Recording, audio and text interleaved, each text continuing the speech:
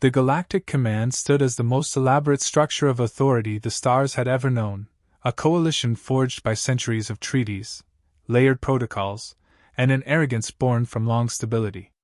Its members believed themselves beyond surprise. Conflicts still erupted, but they always unfolded according to rules every admiral and analyst could anticipate. A challenge was preceded by declarations, fleets gathered in slow parades, and intelligence officers had months to project outcomes. War had become ceremony, a performance in which casualties were tolerated but chaos was always avoided. Against this backdrop, the arrival of humanity appeared to them as a curiosity rather than a disruption. The humans were catalogued as an emerging civilization, bold, industrious, restless, but militarily insignificant compared to the great naval powers. Their signals brimmed with noise, their colonies sprouted chaotically, their technology seemed stitched together from improvisation. The command dismissed them as an immature people destined either to assimilate or collapse under the weight of their own recklessness. Reports described them as talkative yet contradictory, producing art and violence in equal measure, inventing quickly but without refinement. Their presence barely registered beyond the margins of strategy. Command analysts trusted their predictive models. Every uprising, every pirate band, every restless species fit somewhere inside their simulations. Decades of data convinced them they could forecast every outcome. The very idea that war could break free from the lines of probability was inconceivable. Species were measured by how much they adhered to the accepted codes. Those who respected the forms of diplomacy thrived, those who broke them were crushed. It was an ecosystem designed to reward conformity. Humanity's quirks were expected to fade under pressure. And yet, small disturbances began to surface. Outlying colonies reported faint losses, convoys disappearing, listening posts falling silent, freighters failing to arrive. The command filed these as the work of border raiders or malfunctioning navigation arrays. Pirates always sought weak points, and the galaxy was vast enough for countless accidents. No one suggested humans could be responsible. The notion was laughable. Young species did not conceal capabilities. They flaunted them. They postured, they threatened, they made noise to prove they belong. The humans, by contrast, appeared noisy in culture but silent in military intention. This silence was interpreted as weakness. Within council chambers, ambassadors traded words of reassurance. Shipyards hummed along their schedules, admirals reviewed well-practiced maneuvers, and intelligence divisions polished the models they had trusted for generations. If an enemy dared to strike, it would be seen coming months ahead, calculated, countered, and neutralized. Confidence was more than belief, it had ossified into doctrine. That doctrine left no room for the unexpected. The humans watched, listened, and learned. In open transmissions they appeared distracted, their conversations tangled with jokes, quarrels, and endless streams of cultural clutter. Behind that curtain of noise, they studied the command's rhythms, how fleets rotated, how alerts were issued, how quickly committees met before approving mobilizations. They saw that every species in the coalition had been lulled into predictability. Their wars were chess games played in slow motion. Their defenses existed to withstand an enemy who asked politely before striking. For the command, the galaxy was a known map where threats emerged only after layers of warning. For humanity, history had never granted such comfort. Their planet had been a crucible of sudden invasions, betrayals, and wars where survival depended not on ceremony but on seizing the first advantage. What the command mistook for immaturity was in fact a refusal to play by rules that offered no benefit. Where others sought honor, humans valued survival. Where others depended on prediction, humans thrived on disruption. Thus, as the command congratulated itself on centuries of order, the foundation of its security was already eroding. It did not know it yet, but the human silence was not emptiness. It was patience, a patience that masked preparations the coalition could not imagine. What the analysts had interpreted as noise and disorder concealed a clarity sharpened by millennia of struggle. In the stillness before the storm, the galaxy's most powerful institution had already been outflanked, though none of its leaders were yet willing to admit that anything at all was amiss. The first undeniable blow arrived without prelude. A frontier shipyard, considered impregnable by its designers, was reduced to twisted wreckage before any alarm reached neighboring systems. Surveillance logs revealed nothing: no fleet buildup, no hyperspace breach signatures, no warning transmissions. It was as though destruction had materialized from emptiness. Crews who escaped alive described confusion rather than combat. Automated defenses failed to register a target before they were silenced. The Galactic Command could not comprehend how an enemy could move unseen, strike with surgical precision, and vanish as if carried away by shadows. At the highest levels, confusion hardened into denial. Admirals claimed the devastation must have been sabotage, a rogue faction, or technological collapse. The possibility that an emerging species could execute such an operation was dismissed as absurd. When another attack followed, the explanations faltered. This time, an orbital station vital for logistics fell, its garrison overwhelmed before distress beacons reached beyond the system. Recovery teams later discovered evidence of boarding actions conducted with efficiency unknown to the Coalition. Power grids were disabled with unfamiliar methods, and command consoles carried fragments of code alien to every database except one: human. Whispers grew louder in military circles, but the councils resisted them. For generations, warfare had been visible and deliberate. To accept that humans had carried out these operations meant admitting that the entire defensive philosophy of the command was obsolete. Yet the evidence multiplied. Convoys disappeared inside heavily patrolled trade lanes. Patrol flotillas were lured away by falsified distress signals, only to return to ruined colonies. Listening posts captured fragments of encrypted chatter later identified as human dialects. The attacks formed no pattern the analysts could decipher, because the humans did not seek battles they could be predicted to win. They sought targets that projected vulnerability, even if those targets were strategically minor. The randomness itself became strategy. The command attempted to respond with mass deployments, but these only magnified the problem. Fleets assembled to protect major hubs while outlying systems were stripped of defenses, inviting further losses. When they spread forces thin, humans struck fortified positions by exploiting overlooked weaknesses. No configuration provided safety. Worse, the enemy refused to communicate. There were no ultimatums, no announcements of intent, no demands for concessions. The silence of their campaign unnerved every culture within the Coalition. Without words to interpret, the analysts had nothing to measure, and without measurement, fear filled the vacuum. Eyewitnesses added to the terror. Survivors from boarding actions described attackers who struck with precision and withdrew before reinforcements could form. They disabled life support selectively, sealing off compartments to compel surrender without slaughter. Others reported entire defense networks shutting down seconds before ships appeared, as if humans had reached inside the systems and pulled their power at will. The absence of lingering forces made these events feel less like battles and more like apparitions, flashes of violence followed by emptiness. The councils grew restless. Some factions argued that humanity had acquired stolen technology from older civilizations. Others believed internal betrayal was feeding secrets to them. A minority began to warn that humans themselves had evolved methods no one else dared to imagine. That suggestion was ridiculed, yet none could explain the scale of failure otherwise. Each unanswered strike undermined the Coalition's cohesion. Member species began doubting the command's ability to shield them, and whispers of defection spread through diplomatic channels. The fear was not merely of human weapons but of human invisibility, an enemy impossible to anticipate, impossible to locate, impossible to confront directly. Every report forced the same reluctant conclusion: the galaxy's youngest civilization had entered war without respecting tradition. By refusing to announce themselves, they had stolen the most precious advantage the command possessed: time. Time to prepare, time to mobilize, time to reassure allies. Stripped of that comfort, the Coalition was left scrambling, always one step behind, never certain where the next strike would land.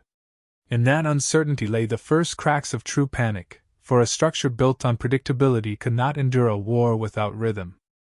The deeper the command studied the unfolding war, the clearer it became that humanity was not merely employing unfamiliar tools but an entirely alien philosophy of conflict.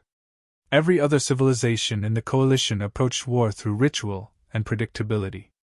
They raised banners, rallied fleets, and maneuvered in accordance with centuries of convention. To them, war was a contest of endurance, measured by logistics and patience. Humans did not share that heritage. Their approach was not ritualized but instinctive, carved into them by a planet that had never permitted peace long enough to erase the memory of ambush and betrayal. From their earliest history, humans had lived under the threat of sudden invasion, natural disaster, and internal strife. Every era reinforced the same lesson: survival belonged not to the strongest but to the most adaptable. That truth carried into their methods among the stars. Where the command placed faith in overwhelming numbers, humans relied on cunning. Where others demanded predictability for stability, humans embraced uncertainty as a weapon. To them, deception was not dishonorable but essential. Their doctrine was never recorded in formal treaties, but it was evident in each attack. Rather than concentrate forces, they dispersed them, creating dozens of small strike groups able to operate independently. Each group altered tactics constantly, ensuring no victory could be repeated against them. When the command fortified systems with extensive defenses, humans bypassed them entirely, choosing instead to dismantle communication arrays or supply routes that made those defenses meaningful. By refusing to play the same game twice, they denied the coalition any chance of prediction. Another hallmark of their strategy lay in psychological manipulation. Rather than broadcast threats, they let silence generate unease. Ships appeared only long enough to disable key targets, then withdrew, leaving entire populations to wonder if more attacks lurked just beyond their sensors. In some raids, human forces left cryptic signs behind, symbols etched into bulkheads, faint transmissions layered with static, fragments of human languages impossible to decode without context. These gestures served no tactical purpose but carried immense psychological weight. They reminded survivors that the enemy had entered at will, could vanish without pursuit, and might return without notice. Their ability to use the environment revealed a different layer of ingenuity. Where most fleets avoided unstable regions, humans treated them as natural allies. They navigated nebulae dense with electromagnetic storms, black holes with treacherous gravitational pulls, and asteroid fields too chaotic for larger vessels. By doing so, they struck from directions the command considered impossible. The coalition's navigational systems dismissed such routes as non-viable. Humans instead turned them into highways. This willingness to move through danger not only extended their reach but reinforced the perception that they were bound by no constraints. The adaptability extended beyond maneuvers. After each encounter, survivors noted that human methods evolved. If boarding tactics had been resisted once, the next attack would employ hacking. If jamming failed in one region, it would be replaced with disinformation campaigns in another. Their strength did not come from invincible technology but from an unbroken cycle of learning and adjustment. Every failure became a seed for a new strategy. The command, bound by tradition and bureaucracy, could not adapt at comparable speed. The motivation behind this unorthodox conduct stemmed from something deeper than conquest. Humans carried with them a fierce insistence on sovereignty and a refusal to be underestimated. Their silence before battle was not the absence of purpose but the expression of it. They believed warning an enemy only forfeited advantage. They fought as though every conflict were a test of existence itself, not a ceremonial dispute over territory.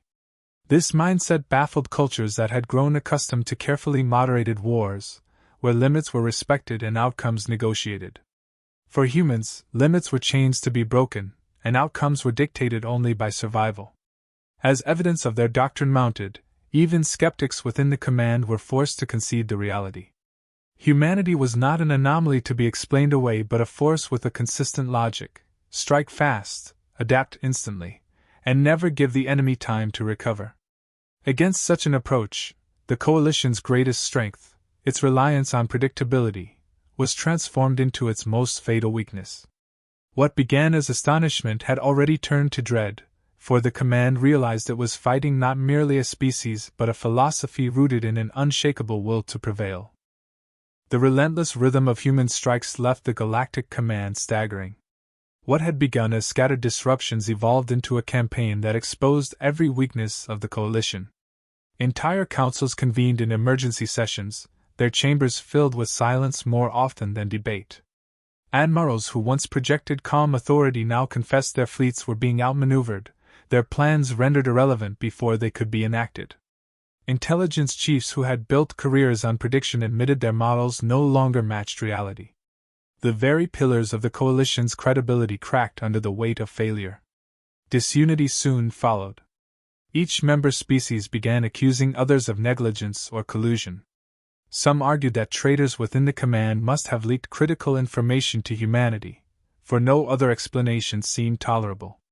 Others whispered that the humans were not acting alone but had discovered forgotten arsenals or ancient patrons. These debates offered no solutions, only widened fractures.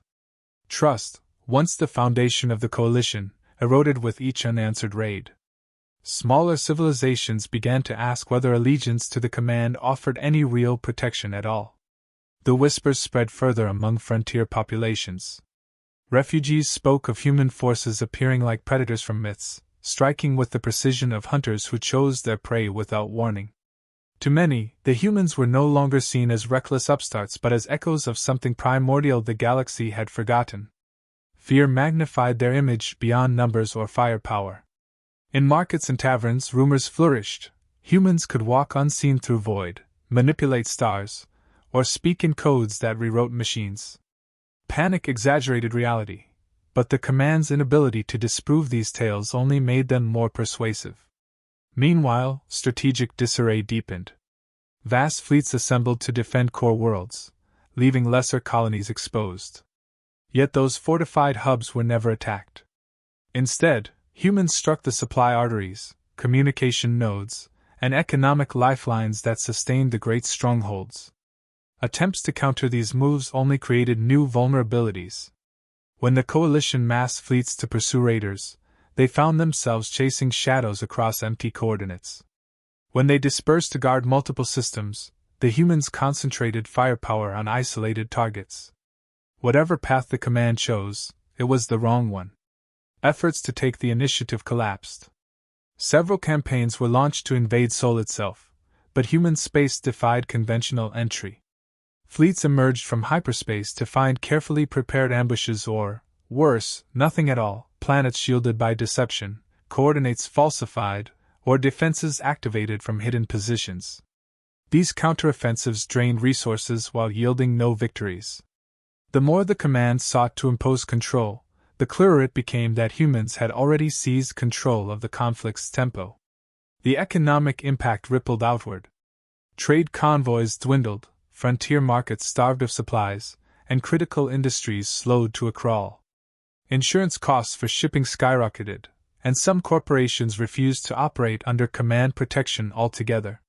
Member states watched their treasuries bleed while waiting for reassurance that never arrived. Civil unrest simmered as populations questioned whether their leaders had underestimated the danger. The credibility of the coalition was no longer simply shaken, it was dissolving. Yet the gravest wound was psychological. Generations of citizens had been raised to believe the command was an unassailable shield, the guarantor of order across the stars. That faith dissolved each time a new world fell silent. Families of soldiers demanded answers, governors pressed for strategies, and diplomats struggled to calm allies now considering neutrality, or even covert negotiations with humanity. The coalition's greatest nightmare was no longer defeat in battle but irrelevance in the eyes of its own people. Behind closed doors, fragments of honesty began to surface. A few commanders admitted that humanity's strength was not in weapons alone but in perspective. They fought without attachment to ritual, without concern for precedent, guided only by the need to impose uncertainty. Against that philosophy, the command's obsession with order was a vulnerability rather than a strength. But acknowledging that truth threatened the very identity of the coalition. To concede that humans had rewritten the rules of war meant admitting centuries of doctrine were obsolete. The coalition teetered on collapse, not because humanity possessed overwhelming numbers, but because they had proven that numbers were irrelevant when predictability could be weaponized. In the halls of power, the astonishment that had once filled debates was giving way to dread, for the command had no answer to an enemy it could not comprehend. Humanity's campaign was not measured in territory seized but in certainty destroyed, and with every passing cycle, the coalition's ability to govern diminished under the weight of that unraveling.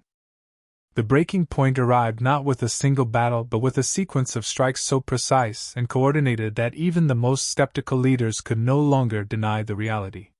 Within one cycle, human forces launched simultaneous operations across multiple sectors. Capitals that had never faced hostile fire found their defenses neutralized in minutes. Communication hubs that anchored galactic networks went dark as though erased. Command centers once thought untouchable lost power, their leaders forced to speak by candlelight in chambers built for grandeur. For the first time in centuries, the coalition's core worlds felt vulnerable, and no explanation other than human intent could account for it. Yet these assaults carried a message more complex than annihilation. Where annihilation was possible, restraint was chosen.